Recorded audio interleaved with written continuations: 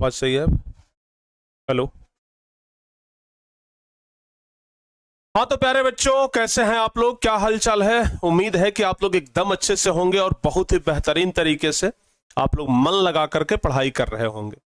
प्यारे बच्चों, आज संस्कृत का पहला नंबर चैप्टर का दूसरा क्लास है और आज इस क्लास में हम आप लोगों को एकदम बेहतरीन तरीके से एक एक कंटेंट, एक एक ऑब्जेक्टिव क्वेश्चन, एक एक सब्जेक्टिव क्वेश्चन, सब कुछ आपको बड़े प्यार से समझा करके आज क्लियर कर देंगे।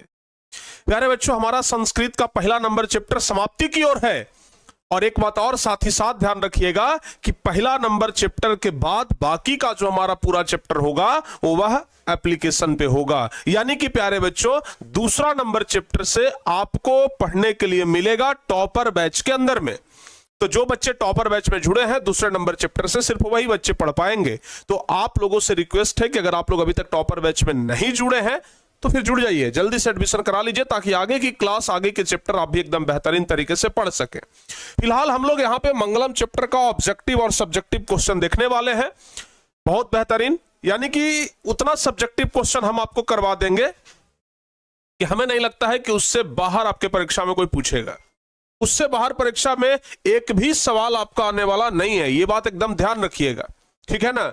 तो चलिए अब आज की इस क्लास को एकदम शानदार तरीके से शुरू करते हैं, बेहतरीन तरीके से आज की क्लास को शुरू करते हैं। और प्यारे बच्चों, आगे भी हम लोग इसी तरीके से शानदार तरीके से पढ़ाई करते रहेंगे। सबसे पहले आप लोग क्लास को एक बार शेयर कर दीजिए। जो भी बच्चे क्लास को शेयर अगर नहीं किए हैं तो एक बार अपने पूरे व्हाट्सएप ग्रुप में सब जगह पे क्लास को शेयर कर दीजिए, ठीक है ना, जल्दी से बाबू।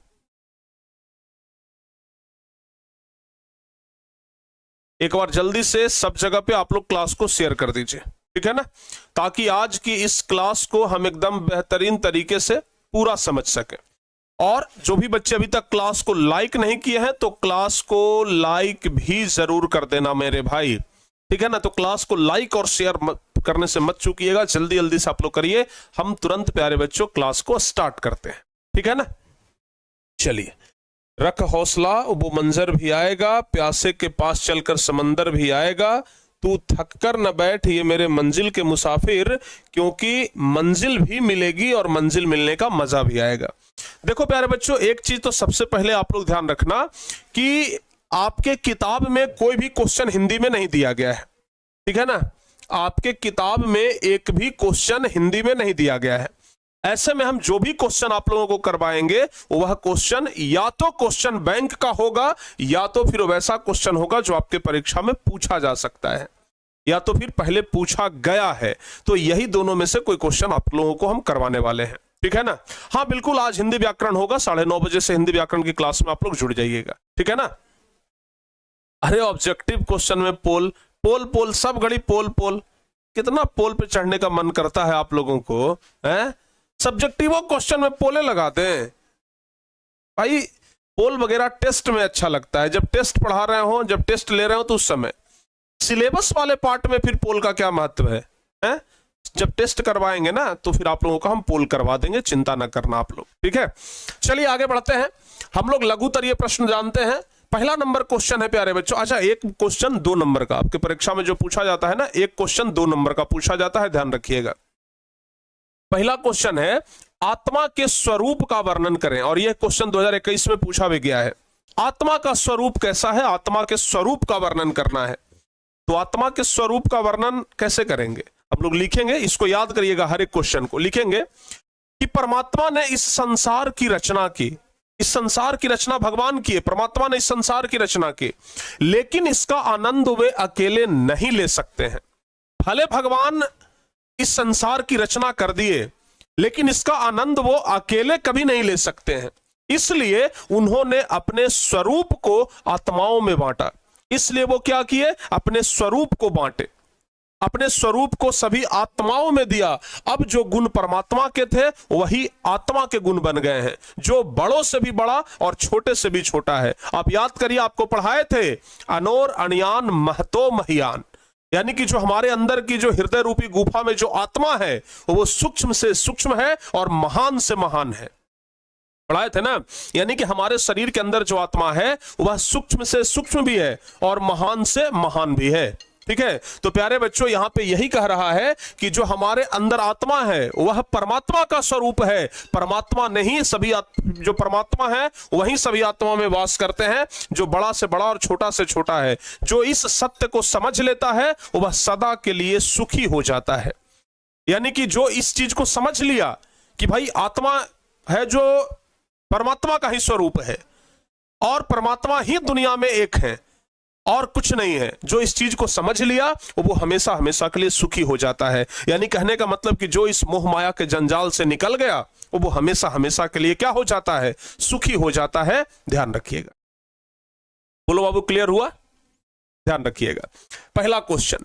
दूसरा क्वेश्चन दो तरीके से पूछा जाता है।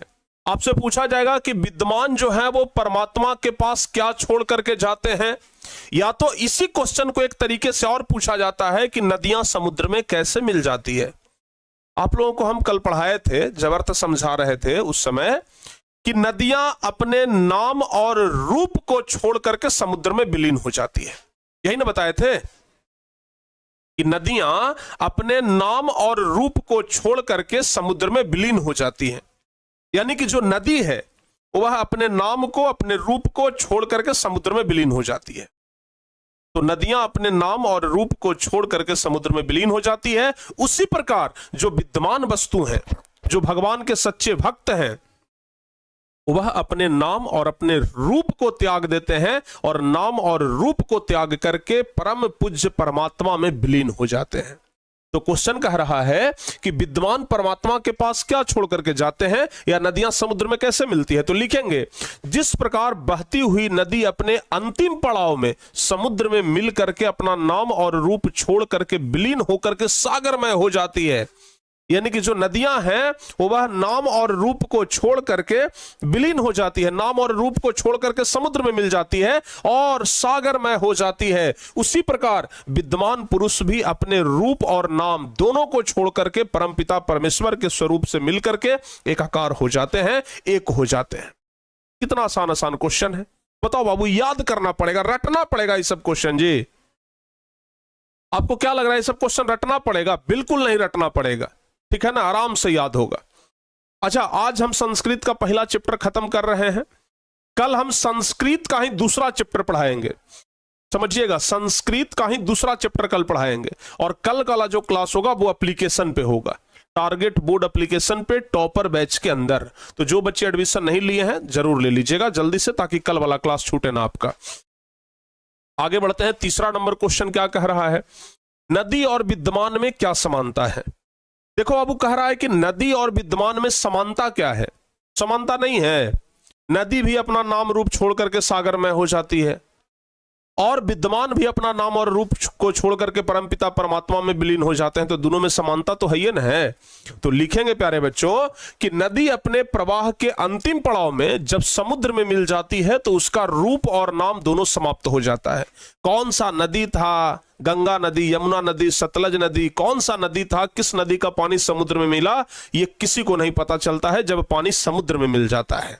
तो कह रहे हैं कि अंतिम पड़ाव में नदी अपने अंतिम पड़ाव में वो समुद्र में मिलीन, ये विलीन हो जाती है। वो अपने नाम को, अपने रूप को त्याग करके समुद्र में मिल जाती है।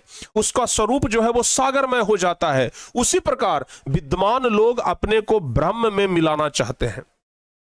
जो विद्वान लोग हैं ना, वो अपने आप को चाहते हैं कि हम ब्रह्म में मिला लें और इसके लिए प्रयासरत होता है। और जब वह ब्रह्म में मिल जाता है तो वह भी अपने रूप और नाम को त्याग देता है और ब्रह्मा में विलीन हो जाता है। वह भी अपने नाम और रूप को त्याग करके ब्रह्मा में विलीन हो जाते हैं। समझ में आया? कितना आसान क्वेश्चन है। अगला क्वेश्चन है बाबू चौथा नंबर कि आत्मा का स्वरूप कैसा है, वह कहां रहती है, बताइए। ये सब क्वेश्चन देख रहे हैं, कोई 2020 में पूछा गया, कोई 2022 में पूछा गया, यानी कि बिहार बोर्ड परीक्षा में, बिहार बोर्ड मैट्रिक परीक्षा में पूछा गया सवाल है। तो काफी ज्यादा इंपॉर्टेंट है, समझिएगा।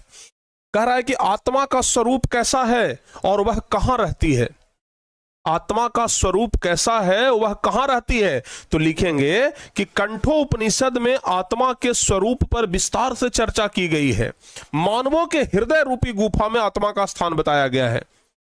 बताए थे ना, महतो ये अनो अर्नियान महतो महियान जंतु निहृतो गुहायाम, जंतुओं के हृदय रूपी गुफा में आत्मा निवास करती है, ठीक है ना। मानवों के हृदय रूपी गुफा में उसका निवास बताया गया है, जो अनु से भी छोटा और महान से भी महान है। जो इसका रहस्य समझता है वह शोक रहित हो जाता है। जो भी व्यक्ति इसका रहस्य समझ जाता है तो वह क्या हो जाता है, शोक रहित हो जाता है। ध्यान रखिएगा। हाँ बताओ बाबू, क्लियर हुआ? जो भी व्यक्ति इसका महत्व समझ जाता है ना, वह क्या हो जाता है, शोक रहित हो जाता है। एकदम आसान क्वेश्चन है। चलिए आगे बढ़ते हैं। अगला नंबर क्वेश्चन कह रहा है, अगला नंबर क्वेश्चन कह रहा है, मंगलम पाठ के आधार पर सत्य का स्वरूप बताइए। सत्य का स्वरूप बताइए। मंगलम पाठ के आधार पर सत्य का स्वरूप कैसा है? तो लिखेंगे हम लोग कि मंगलम पाठ में सत्य की अवधारणा के बारे में बताया गया है कि सत्य का मुख जो है वो हिरण्मय पात्र से ढका हुआ है। आप लोगों को पहला श्लोक ही बताए थे, हिरण्मय न पात्र न सतस्य पिहितम मुखम, बताए थे ना। यानी कि जो सत्य का मुख है वो सोने रूपी पात्र से ढका हुआ है। तो लिखेंगे कि मंगलम पाठ में सत्य की अवधारणा के बारे में बताया गया है, सत्य का मुख हिरण्मय पात्र से ढका हुआ है।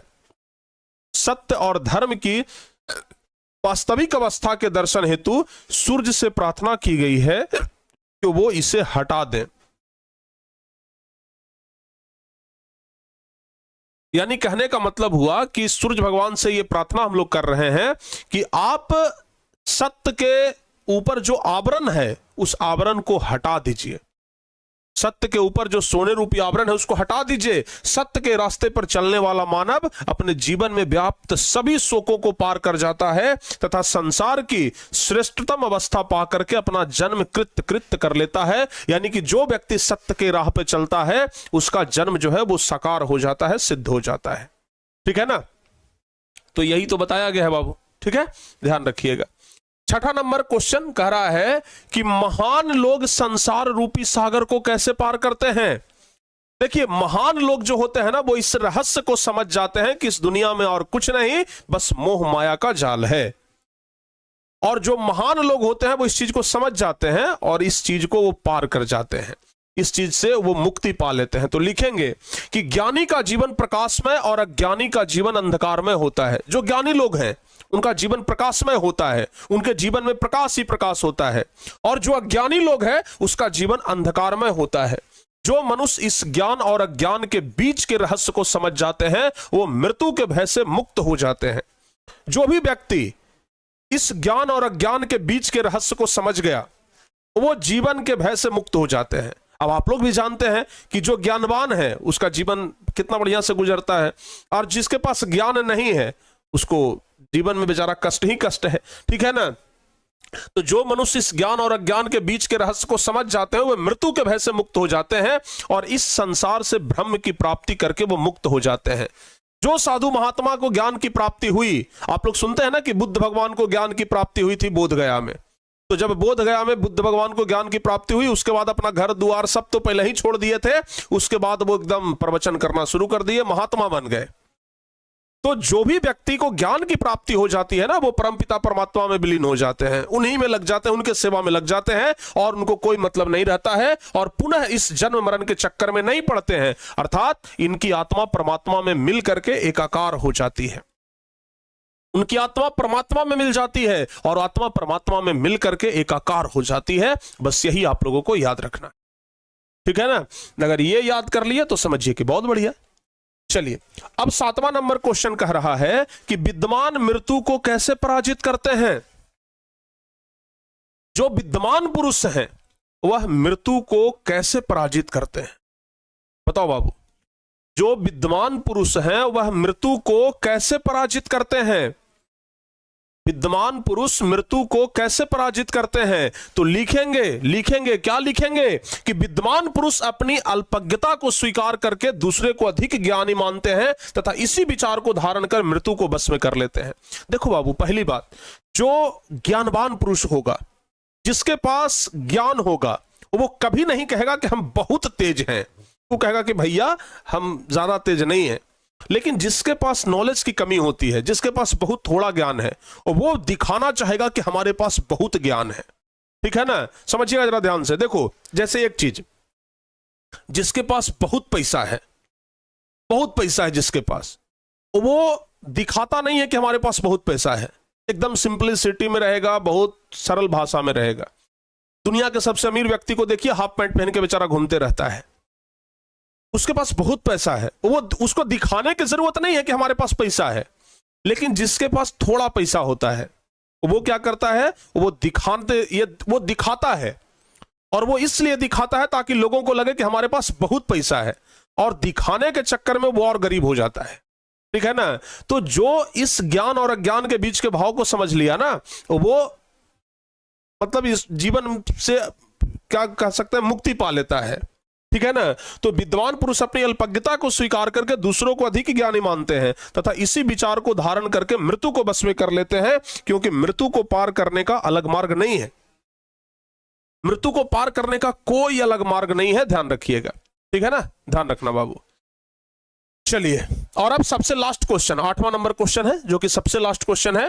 मंगलम पाठ का 5 वाक्यों में वर्णन करें। 8वां नंबर क्वेश्चन कह रहा है कि मंगलम पाठ का वर्णन करना है 5 वाक्यों में। कैसे हम लोग मंगलम पाठ का वर्णन करेंगे? हालांकि मंगलम पाठ का 5वां श्लोक हम आपको पढ़ा चुके हैं, बस वही 5वां श्लोक में से एक दो लाइन उठाइए और लिख दीजिए। ठीक है ना। तो लिखेंगे हम लोग कि वैदिक वाग्मय के अंतिम भाग में उपनिषदों का स्थान आता है, जिसमें जीवन दर्शन के सिद्धांतों का निरूपण किया गया है। आत्मा और प्रकृति के संयोग से इस जगत की उत्पत्ति हुई है और परम ज्ञान की प्राप्ति ही इस जीवन का लक्ष्य है। सत्य के स्वरूप का चिंतन, आत्मा की विशेषता, सत्यमेव जयते, विद्वान पुरुष का दिव्य लोक गमन तथा परम ज्ञान पा करके मृत्यु को बस में करना आदि इस पाठ के मुख्य विषय हैं। यानी कि इस पाठ में मुख्य रूप से यही बताया गया है कि किस तरीके से आप मृत्यु को अपने बस में कर सकते हैं।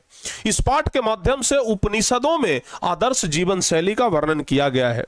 किस तरीके से उपनिषदों में हमें बताया गया है कि एक आदर्श जीवन शैली कैसा होता है, उपनिषदों में हमें यह किस तरीके से बताया गया है, उन सब चीजों के बारे में यहां पे वर्णन किया गया है। तो प्यारे बच्चों, इन सब चीजों के बारे में ही हम लोग इस चैप्टर में पढ़े हैं। इसको अच्छे तरीके से आप लोग समझ गए। तो कुल मिलाकर के यहां तक आप लोगों को सब कुछ अच्छे तरीके से समझ में आ चुका है। हमें नहीं लगता है कि किसी प्रकार का कोई दिक्कत अब आप लोगों को होगा, और ये 8 क्वेश्चन पर्याप्त है। यही 8 क्वेश्चन में से कोई क्वेश्चन आप लोगों से पूछा जाएगा। ठीक है ना, यही 8 में से कोई क्वेश्चन पूछा जाएगा। इससे बाहर पूछने का कोई चांस ही दूर दूर तक नहीं बनता है, एकदम नहीं प्यारे बच्चों। बस ये याद कर लिए, समझिए कि कहानी पूरा खत्म। ठीक है ना, हो जाएगा। बताओ बाबू जल्दी जल्दी से। अब हम लोग चलेंगे ऑब्जेक्टिव क्वेश्चन की तरफ। अच्छा, ऑब्जेक्टिव में भी एक बात ध्यान रखिएगा, हम यहां पे हर एक क्वेश्चन को दे दिए हैं ताकि आप लोग एक एक क्वेश्चन को अच्छे तरीके से सॉल्व कर सकें। तो चलिए, हर एक क्वेश्चन को हम एकदम बेहतरीन तरीके से देखेंगे। पहले तो ऑब्जेक्टिव क्वेश्चन में हम लोग चलते हैं। ठीक है ना, ऑब्जेक्टिव क्वेश्चन में प्यारे बच्चे अब हम लोग चलते हैं। ऑब्जेक्टिव क्वेश्चन के लिए वो आप लोग तैयार रहिए। पहला नंबर क्वेश्चन कह रहा है, समझिएगा और इसका आंसर भी बताइएगा। जो भी बच्चे इसका सही आंसर देंगे हम उसे देखेंगे जरूर। ठीक है ना, तो आप लोग सही आंसर देने का प्रयास करना। बाबू क्या कह रहा है? वेदाह मेतम पुरुषम महानतम विदते अयनाया मंत्र किस उपनिषद से लिया गया है? कह रहा है कि वेदाह मेतम पुरुषम महानतम, क्वेश्चन है वेदाह मेतम पुरुषम महानतम विदते अयनाया, यह मंत्र किस उपनिषद से लिया गया है? बताइए। कह रहा है कि यह जो मंत्र है यह किस उपनिषद से लिया गया है? वेदाह मेतम पुरुषम महानतम, यह मंत्र किस उपनिषद से लिया गया है? तो पहला नंबर क्वेश्चन का जवाब क्या होगा? यह लिया गया है श्वेता श्वेत्रो उपनिषद से, यानी कि पहला का बी ऑप्शन सही होगा।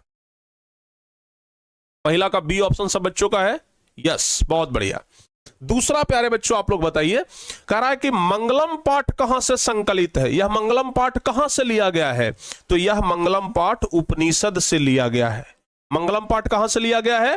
उपनिषद से यह मंगलम पाठ लिया गया है। क्लियर, बहुत बढ़िया। आगे बढ़ते हैं। तीसरा नंबर क्वेश्चन है, अनोरणयान महतो महियान महिमात्मनः मंत्र किस उपनिषद से संग्रहित है?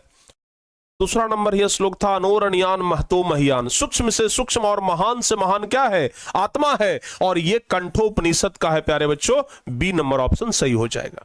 चलिए चौथा नंबर क्वेश्चन, नदियां नाम और रूप को छोड़ करके किस में मिलती है? नदियां नाम और रूप को छोड़ करके समुद्र में मिल जाती है ना, तो चौथा का ए ऑप्शन सही है। सभी बच्चों का क्लियर? चौथा का ए नंबर ऑप्शन सही है। चलिए क्लियर ना? चलो बाबू आगे बढ़ते हैं। 5वां नंबर क्वेश्चन, महान से भी महान क्या है? तो महान से भी महान आत्मा है। महान से भी महान क्या है? आत्मा है, याद रखिएगा। चलिए आगे बढ़ते हैं। कह रहा है कि यह संपूर्ण संसार किसके द्वारा अनुशासित है? यह जो पूरा संसार है, यह जो संपूर्ण संसार है, यह किसके द्वारा अनुशासित है? तो लिखेंगे यह संपूर्ण संसार जो है यह परमात्मा के द्वारा अनुशासित है। आगे बताइए। सत्यमेव जयते नान्यतम, आप लोग को पढ़ाए थे सत्य की जीत होती है, सत्यमेव जयते नान्यतम। तो ये सत्यमेव जयते वाला किस उपनिषद से लिया गया है? किस उपनिषद का मूल मंत्र है? तो सत्यमेव जयते ये मुंडको उपनिषद का मूल मंत्र है। किसका? मुंडको उपनिषद का मूल मंत्र है, ध्यान रखिएगा। आगे बढ़ते हैं। कह रहा है कि हिरण्मयेन पात्रेण खाली स्थान दृष्टये, यह मंत्र किस उपनिषद से उद्धृत है? हिरण्मयेन पात्रेण, यह किस मंत्र, यह जो मंत्र है यह कहां से लिया गया है? हिरण्मयेन पात्रेण सबसे पहला ही मंत्र था प्यारे बच्चों, और यह मंत्र कहां से लिया गया है? ईशावास्य उपनिषद से, यानी कि ए नंबर ऑप्शन हमारा सही होगा। जो भी बच्चे ए नंबर ऑप्शन के लिए जा रहे हैं बिल्कुल सही है। आगे, मंगलम पाठ में कुल कितने मंत्र हैं? देखिए ना कितना आसान क्वेश्चन है, 3 बार बिहार बोर्ड में पूछा है। आप सब लोगों को पता होगा कि मंगलम पाठ में कुल 5 गो मंत्र है, तो 9वां का ए नंबर ऑप्शन सही है। चलिए आगे बढ़ते हैं। कह रहा है कि सत्य का मुख किससे ढका हुआ है? 10वां नंबर क्वेश्चन, सत्य का मुख, तो सत्य का मुख हिरण्मय पात्र से यानी कि सोने के पात्र से ढका हुआ है, बी ऑप्शन सही हो जाएगा। चलो बाबू आगे बढ़ते हैं। कह रहा है सत्यमेव जयते किस उपनिषद से संकलित है? अभी जस्ट बताए हैं कि जो सत्यमेव जयते नान्यतम वाला जो मंत्र है यह कहां से? मुंडको उपनिषद से लिया गया है, यानी कि 11 का बी ऑप्शन। सत्यमेव जयते मुंडको उपनिषद से लिया गया है, बी ऑप्शन एकदम क्लियर, याद रखिएगा। चलिए आगे बढ़ते हैं। कह रहा है कि छोटे से भी छोटा और बड़े से भी बड़ा क्या है? 12 नंबर क्वेश्चन बताइए। छोटे से भी छोटा और बड़े से भी बड़ा क्या है? तो छोटे से भी छोटा और बड़े से भी बड़ा क्या है? आत्मा। 12 का सी ऑप्शन सही होगा। छोटे से भी छोटा और बड़े से भी बड़ा आत्मा है प्यारे बच्चों। आगे बढ़ते हैं। कह रहा है कि नदियां समुद्र में कैसे मिलती है? तो नदियां अपने नाम और रूप दोनों को छोड़ करके समुद्र में मिलती है ना, तो नाम और रूप दोनों को छोड़ करके, नाम और रूप को छोड़ करके, डी ऑप्शन सही होगा। नाम और रूप को छोड़ करके 13 का डी नंबर ऑप्शन सही हो जाएगा। चलिए आगे बढ़ते हैं, जल्दी जल्दी से बताइएगा, एकदम आसान आसान क्वेश्चन है। किसकी जीत नहीं होती है? हमेशा सत्य की जीत होती है और असत्य की हार होती है, यानी कि असत्य की जीत नहीं होती है, हार की जीत, ये जो झूठ बोलता है उसकी जीत नहीं होती है। आगे बताइए। अनोरणियान, खाली स्थान में क्या भराएगा? अनोरणियान महतो महियान, तो खाली स्थान में महतो भरा जाएगा। क्या भरा जाएगा? अनोरणियान महतो महियान, ठीक है ना। चलिए आगे बढ़ते हैं। कह रहा है कि स्वर्णमय पात्र से किसका मुंह ढका हुआ है? सोने के पात्र से किसका मुंह ढका हुआ है? तो लिखेंगे सत्य का मुंह ढका हुआ है। हिरण्मयेन पात्रेण सतस्य पिहितम मुखम, सोने के पात्र से सत्य का जो मुख है वो ढका हुआ है, ध्यान रखिएगा। आगे बढ़ते हैं। कह रहा है कि यथा नदा स्यंदमाना समुद्रे पुरुष मुपैति दिव्यम प्रधान किस उपनिषद का है? यथा नदा स्यंदमाना समुद्रे, याद करिए, आपको बताए थे कि जिस तरीके से नदियां अपने नाम और रूप को छोड़ करके समुद्र में विलीन हो जाती है, यह मुंडको उपनिषद का है बाबू, सी नंबर ऑप्शन सही होगा। 17 का सी नंबर ऑप्शन याद रखिएगा, याद रहेगा। चलिए 18 नंबर क्वेश्चन, अत्येति पद का अर्थ क्या है? अत्येति, अत्येति मतलब होता है पार कर जाता है। अत्येति मतलब पार कर जाता है, तो अत्येति कहने का मतलब हुआ पार कर जाता है। 18 का ए नंबर ऑप्शन सही होगा। और 19वां नंबर क्वेश्चन बताइए। 19वां नंबर क्वेश्चन जो कि सबसे लास्ट क्वेश्चन है, ऋतस्य पद का अर्थ क्या है? ऋतस्य, ऋतस्य मतलब ये होता है सत्य का, ऋतस्य मतलब सत्य का। ये सब क्वेश्चन 2024 में पूछा गया है। हालांकि इस चैप्टर से हमें लगता है कि बच्चे छोड़ के आए होंगे या तो गलती करके आए होंगे, इस चैप्टर से मिलता जुलता क्वेश्चन थोड़ा सा नहीं लगता है। तो यहां पे ऋतस्य पद का अर्थ होता है सत्य का, यहां पे 19 का सी ऑप्शन सही होगा। हमें लगता है कि 19 में 19 क्वेश्चन आप लोगों का सही हुआ होगा। तो बताओ बाबू कितना क्वेश्चन सही किए हैं? हमें लगता है 19/19 सब बच्चों का होगा, ठीक है ना। सभी बच्चे एकदम 19 में 19 सही करके आए होंगे, हमें पूरा भरोसा है। बताओ बाबू क्या 19 में 19 आप लोगों का सही है? क्या 19 में 19 आप लोगों का सही है, हाँ या ना? बताइए 19 में 19, वाह क्या बात है, हमें भी यही उम्मीद था कि 19 में 19 सही किए होंगे। 19 में 19 सही किए होंगे आप लोग, हमें पूरा उम्मीद है ये। तो चलिए फिलहाल आज तो आप लोगों का पहला चैप्टर खत्म हो गया, तो संस्कृत का भी पहला चैप्टर खत्म।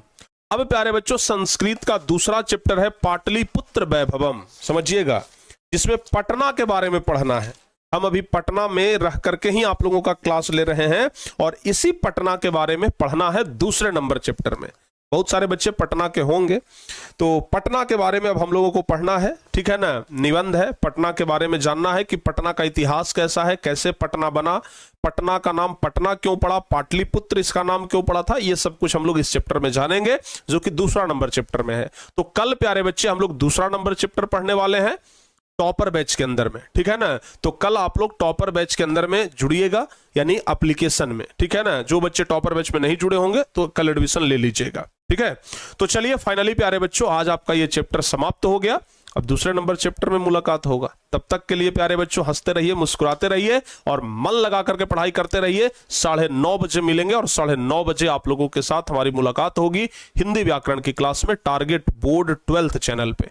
मिलते हैं टारगेट बोर्ड 12th चैनल पे, तब तक के लिए प्यारे बच्चों जय हिंद, धन्यवाद।